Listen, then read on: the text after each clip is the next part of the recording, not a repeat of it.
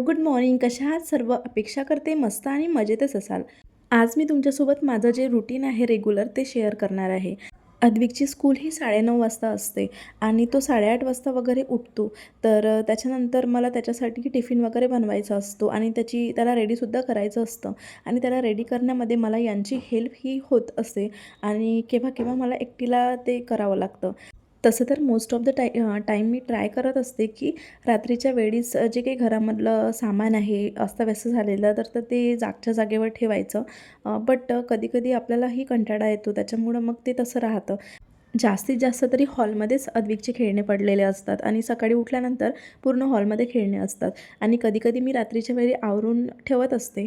तर अद्विक उठल्यानंतर मी सगळ्यात पहिले तर बेड आवरून घेते आणि बेडवर जे काही ब्लँकेट्स वगैरे आहे किंवा मग आपली बेडशीट आहे किंवा आपले काही छोटे-मोठे कपडे असेल तर ते सगळे घड्या घालून व्यवस्थित ठेवून देते आणि बेडशीट वगैरे छान लावून देते आणि ज्या काही वस्तू आहे सगळ्या त्या जागच्या जागेवर ठेवून देते, जेणेकरून सगळी रूम ही क्लीन दिसते.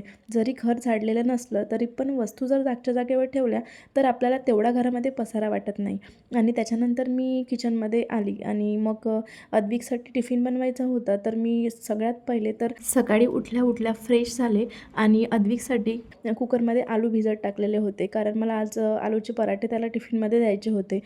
आता किचनमध्ये पाणी हे लागणार असतं, त्याच्यामुळं हे जे एक कंटेनर मी ठेवलेलं आहे, तर याच्यामधलं पाणी मी कणिक वगैरे भिजवायसाठी किंवा मग भाजीसाठी वगैरे यूज करते. तर सगळ्यात पहिले तर ते कंटेनर मी भरून ठेवते.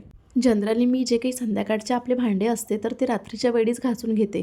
बट ते ओले असतात, त्याच्यामुळं मग ट्रॉलीमध्ये ओले भांडे जर आपण तसेच ठेवले तर ट्रॉल्या या खराब होतात. त्याच्यामुळं मग मी कधी-कधी जर ते भांडे सुकले असेल तर मग रात्रीच लावून देते ट्रॉलीमध्ये.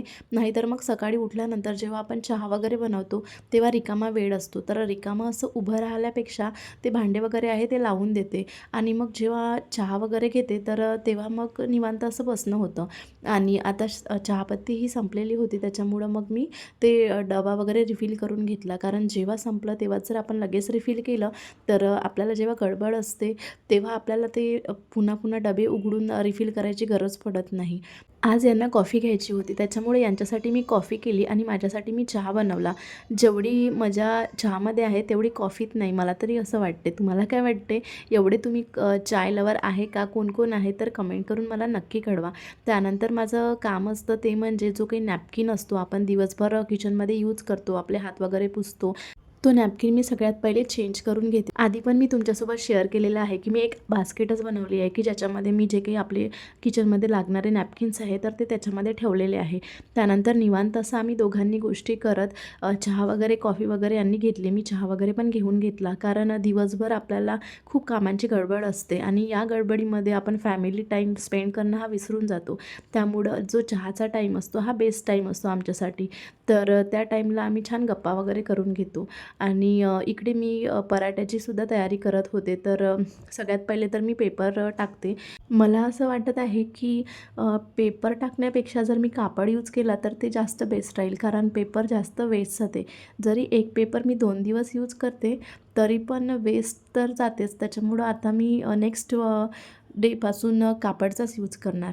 खाली जर छान कापड वगैरे घेतला तर तो वॉश पण करू शकतो. तर आता कापड हे ऑप्शन माझ्यासाठी बेस्ट आहे. तर सकाळी मग मी नाश्त्याची तयारी करते. तर साधाच पराठा बनवते आलूचा. तुम्ही कसं बनवता मला कमेंट करून नक्की कळवा. पराठा बनवण्यासाठी मी जे काही पीठ असते त्याच्यामध्येच तिखट, मीठ, हळद, थोडंसं हिंग आणि तीळ, ओवा सगळं मिक्स त्याच्यामध्येच करून टाकते. आणि जे काही आलू आहे ते छान मस्त स्मॅश करून घेते आणि पहिलेच ते प्लेटमध्ये व्यवस्थित स्मॅश करून घेते आणि नंतरच त्या पिठामध्ये मिक्स करते, जेणेकरून काय होतं की ते चांगलं इव्हनली सगळीकडे मिक्स होऊन जातं आणि छान मस्त त्याच्या टिफिनसाठी पराठे वगैरे बनवून घेते. दुसऱ्या दिवशी काय बनवायचं आहे याची जर प्लॅनिंग आपण अगोदरल्या दिवशीच करून ठेवली तर दुसऱ्या दिवशी आपल्याला गोंधळ होत नाही. तर त्याच्यामुळं मी काय करत असते की अगोदरल्या दिवशीच रात्री झोपायच्या वेळीच ठरवून घेते की दुसऱ्या दिवशी आपल्याला काय बनवायचं आहे. आता मला आलूचे पराठे बनवायचे होते, बट माझ्याकडे तेवढा वेळ असतो, त्याच्यामुळं मी आलू हे सकाळी उकळून ठेवले आणि जर वेळ नसेल तर मी आधीच्या दिवशीच ही बेसिक तयारी करून ठेवते. किंवा मला मटकी बनवायची असेल किंवा मला आणखी काही कडधान्य जर बनवायचं असेल तर ते सुद्धा मी भिजत घालून ठेवत असते आधीच आणि त्याच्यामुळं आपला जो काही वेळ असतो सकाळचा तर तो बराचसा वेळ आपला वाचतो. काही झालं तरी स्वयंपाक हा आपल्यालाच करावा लागतो आणि जे काही भाजी वगैरे आहे किंवा नाश्ता वगैरे आहे, काय बनवायचं जेवणामध्ये, तर हे डिसाईडसुद्धा आपल्यालाच करावं लागतं. आपण घरातल्या मेंबरला किंवा आपल्या मिस्टरला असं विचारलं तरी, की आज काय बनवायचं, तरी त्यांचं उत्तर हेच असतं, की काहीही बनव. आणि जेव्हा मग आपण ते बनवतो, तर बनवल्यानंतर त्यांची रिॲक्शन असते, की हे बनवलं, आज हे बनवायचं होतं. पहिले आपल्याला सांगत नाही. त्याच्यामुळं डिसाईड हे आपल्यालाच करावं लागतं. सगळ्यांच्या बाबतीत हे असंच होत असणार. तुम्ही नक्की माझ्याशी ही गोष्ट रिलेट करणार.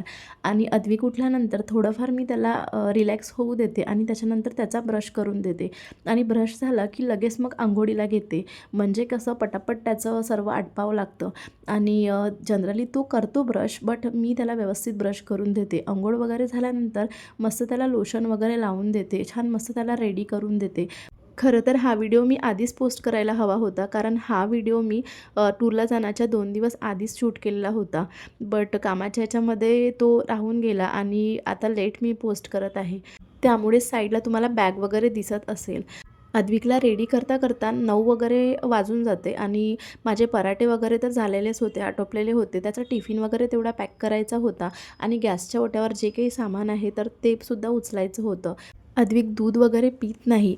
तो बिस्किट वगैरे खातो किंवा मग कधी-कधी नाश्ता वगैरे करतो आणि तसा स्कूलला जातो. तर त्याला बिस्किट वगैरे मी देऊन देते. तर नाश्ता वगैरे असेल तर हे त्याला चारून देते. आपण एकटी स्त्री किती काम करणार ना, तर आपण थोडी का होईना आपल्या घरामध्ये जे काही मेंबर असेल तर त्यांची थोडी-थोडी जर हेल्प घेतली, तर आपलं कामसुद्धा सोपं होऊन जातं. पहिले मी खूप वेगळी होती. आता माझ्यामध्ये बराचसा चेंज हा मी करून घेतलेला आहे. मला सगळ्या गोष्टी माझ्या हातानेच केलेल्या आवडायच्या आणि त्यामुळं काय होत होतं, की माझ्याकडे स्वतःवर मी दुर्लक्ष करत होते आणि त्या गोष्टीचा इफेक्ट हा आपल्याला जाणवून येतोच. काही दिवसांनी का होईना, पण इफेक्ट हा आपल्याला जाणवतो आणि माझीच चिडचिड होत होती. तर त्याच्यामुळं मी आता काही गोष्टी या इग्नोर करायच्या ठरवल्या. जसं मी तुम्हाला आधीच्या व्हिडिओमध्ये पण शेअर केलेलं आहे. बऱ्याच व्हिडिओमध्ये मी सांगत असते, की गोष्टी जर आपण इग्नोर केल्या तर लाईफमध्ये आपण हॅपी, खुश राहू शकतो आणि सोबतच आपल्या घरामधले जे काही मेंबर आहे त्यांनासुद्धा हॅपी ठेवू शकतो. त्याच्यामुळं इग्नोर हे ऑप्शन सगळ्यात बेस्ट आहे. मग ते कामाच्या बाबतीत असो किंवा आपल्याला लोकांनी काही म्हटलं तर ते मनाला लावून न घेता त्या गोष्टी तिथल्या तिथेच निग्लेक्ट करणं हे सगळ्यात बेस्ट आहे. त्याच्यामुळं आपण हॅपी राहू शकतो, पॉझिटिव्ह राहू शकतो आणि हे मी आता चांगल्या प्रकारे शिकलेली आहे. मला पूर्वी काय व्हायचं, की लगेचच वाईट वाटायचं. कोणी म्हटलं किंवा कोणी काही बोललं तर लगेच वाईट वाटायचं आणि तेच गोष्ट माझ्या मनामध्ये दिवसभर चालायची आणि त्याच्यामुळे माझा पूर्ण दिवस खराब जायचा. बट आता मी असे जे निगेटिव्ह लोकं असतात त्यांच्या दूरच राहते आणि काही लोकांना आपण इग्नोर करू शकत नाही. ते आपल्या आजूबाजूला असतात, कारण ते आपल्या रिलेटिव्हज किंवा फ्रेंड्स किंवा शेजारी ते असू शकतात. त्याच्यामुळे आपण त्यांच्यापासून दूर तर जाऊ शकत नाही, पण त्यांच्या गोष्टी आपण निग्लेक्ट मात्र करू शकतो आणि त्याच्यामुळे आपण छान हॅपी राहू शकतो. मी माझ्या बाबतीत हे सगळं ट्राय केलेलं आहे आणि तुम्ही जर अशा छोट्या-छोट्या गोष्टींनी जर नाराज होत असाल किंवा तुमचा दिवस त्याच्यामुळं खराब जात असेल, तर तुम्ही एकदा हे नक्की ट्राय करा. गोष्टी इग्नोर करून बघा. तर तुम्हाला पण नक्की याचा फरक जाणवेल. 9:30 वाजता अद्विक स्कूलला जातो आणि आम्ही दोघेसुद्धा त्याला सोडायला जातो किंवा कधी-कधी हे एकटेच जातात आणि हे जर नसले, तर मी एकटी त्याला सोडून देते. आणि घरी आल्यानंतर सगळ्यात पहिले तर काम असतं आमचं ते म्हणजे नाश्ता करणे. दोघेसुद्धा आम्ही सोबतच नाश्ता करतो, बट आज यांना उपवास होता, तर गुरुवार असल्यामुळं यांना उपवास असतो. त्याच्यामुळे मी एकटीनेच नाश्ता वगैरे करून घेतला आणि जास्तीत जास्त जे काही सामान होतं ओट्यावरचं, तर ते मी अद्विकला स्कूलमध्ये सोडायच्या आधीच आवरून घेते आणि भांडे वगैरे राहू देते. तर नाश्ता वगैरे झाल्यानंतर छान भांडे वगैरे क्लीन करून घेते. गॅसचा ओटा पण क्लीन करून घेते. जेणेकरून जेव्हा आपण स्वयंपाक करतो तेव्हा छान मस्त प्रसन्न वाटतं आणि आपण आणखी उत्साहाने काम करतो. एक सवय मी स्वतःला लावून घेतलेली आहे आणि ती म्हणजे जेव्हा आपण भांडे वॉश करतो तेव्हा बेसिनसुद्धा घासून मी वॉश करून घेते. जेणेकरून काही जे कॉक्रोचेस वगैरे आहे ते होत नाही आणि किंवा स्मेल वगैरे पण येत नाही आणि गॅस वगैरे छान क्लीन करून घेते.